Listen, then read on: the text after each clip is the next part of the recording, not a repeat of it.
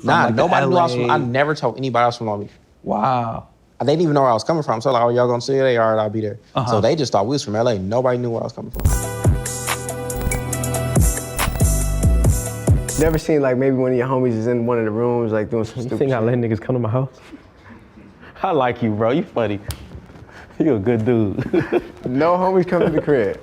Corey, you hear this nigga? No friends come to the crib. What? Nobody. No. Do they even know where you live? No. Who does know where you live? My mama. Only. And Corey. And Court. And no one else. So we're talking. And my sister. 4. Yeah. No more than 5 people know where you live. Why would they know where I live at? I am not Puff Daddy. We not throwing no parties. I think I'm like a pretty bright, like, bubbly person, to be honest, but You consider yourself to be an optimist? man, all the time. Yeah, I get the nihilism thing a lot, but I don't really even necessarily know like what that means, like, because nothing has any meaning because you have to apply meaning to things. We see that like as the world changes and stuff like that. So I don't really look at it as if, since there's no meaning, there's no hope. It's like if you can see somebody, like, we name things, we create things, and we change them as we go. Like nobody really knows what they're doing. So if nobody knows what they're doing, then that should allow you enough, freedom to kind of figure out your own path or kind of figure out what you want to do in life. Because a lot of the times, man, I feel like people just kind of fall victim to kind of being like hopeless or like distraught or like feeling despair and like all that cute shit. If I know for a fact that nothing means anything, I'm gonna go find something and I'm gonna make it whatever I want it to be, and then I'm gonna go mind my business. Vince, I'm wondering how many Sprites have you drank that have your face on the can? None. 0? I've never even had one. Why not? That wasn't a moment of celebration, crack open a Sprite with your face on it? No. Why would it be? That's not for me, that's for the, if you happy about being on the Sprite can, you don't need to be on the Sprite can. Because your job is to sell and market a product. It's about the product, it's not about you.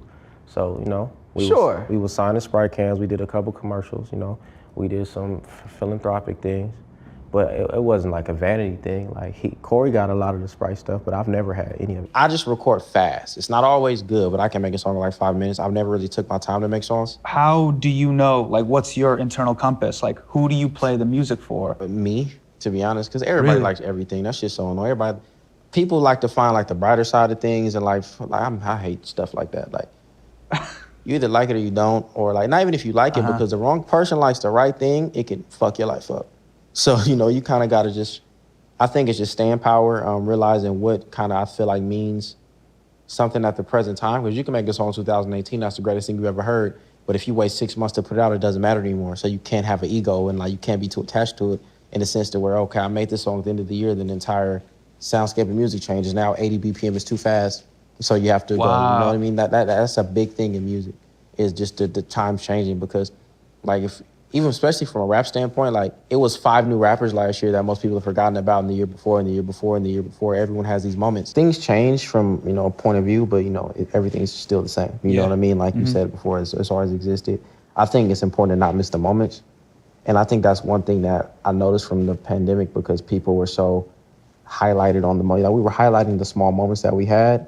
Not doing shows for a minute makes you want to do these shows. And one of these people, like, of course, there's a lot of people that that are regulars that come around. I always wonder like how Liz is doing. Like, Pete, who used to come to our shows early on, he just had his baby. You know what I mean? It's like, and you forge relationships with people, but it's like you can't miss these moments because, you might not get them again.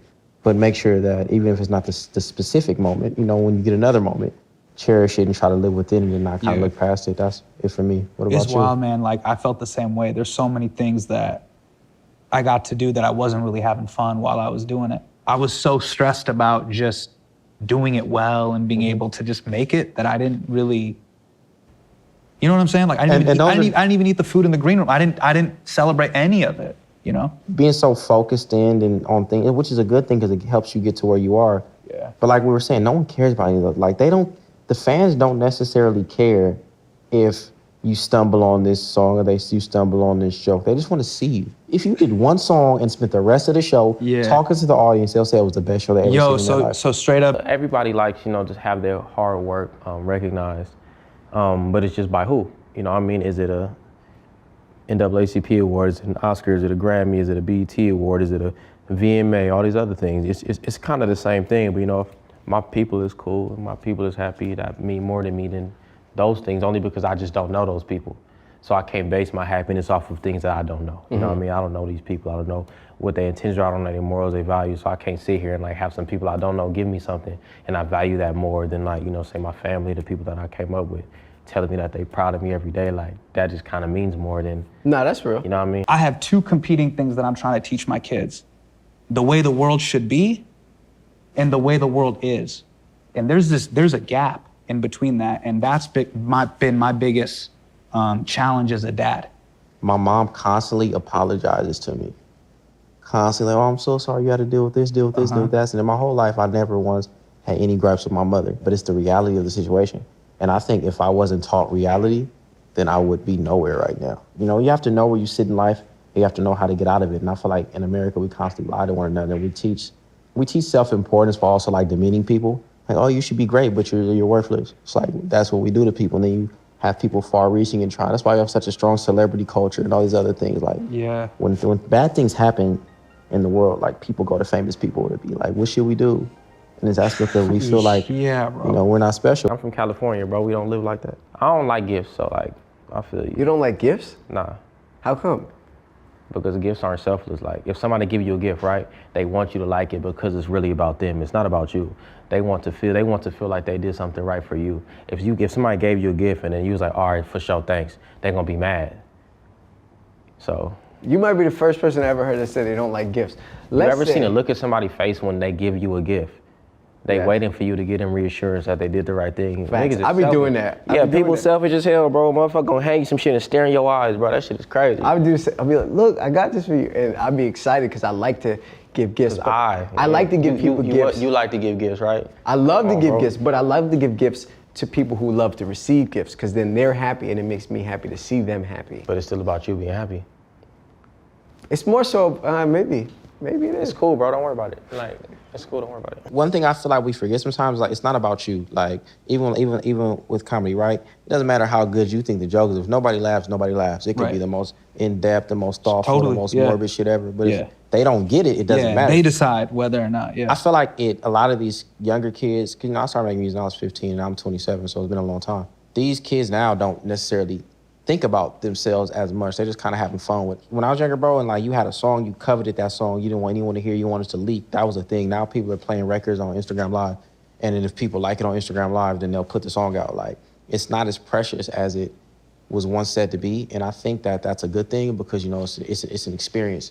It's like, you know, if you, I got this joke, but I don't want to tell it. Like, one thing about, you know, Dave will try jokes out in front of 3 or 4 people, and then 50 people, 10 people, and then he'll put it in a special, but he won't feel like... he'll let it fly immediately. But he won't be like, okay, this is so precious that I can only try it on the biggest medium. I think that music is getting to that point now, which I think is good for like the people that's creating it.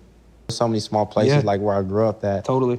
You know, but diversity and acceptance was always a thing. So, like, I don't know, I guess in a sense you would feel like an outsider if you come from a place where like everyone is an outsider that you're trying to break into a medium. Yeah. Even with my music, like, people would look at me or like hear I'll talk or hear I'll treat people. I people like, oh, his story can't necessarily be true because he's too nice of a person. He doesn't look like he would fit that bill. But that's like the point. Like, people don't understand these experiences until you say them. And when you try to share your experience, people might not always be receptive to it if you're not them. It's like, we live in such a weird vacuum, man. America is a place for all people, you know. It's a melting pot, and we should lean on our diversity because, you know, especially traveling the world, touring, as you know as well, you go certain places in certain states and there'll be a whole bunch of people there that you never expected to see. Yeah. It's like, I remember my first time going to New Mexico and I was shocked about like the way that the houses look, the way the buildings look. Open ears and optimism, and, you know, if you enjoy it, thank you. If not, you know, thanks for listening.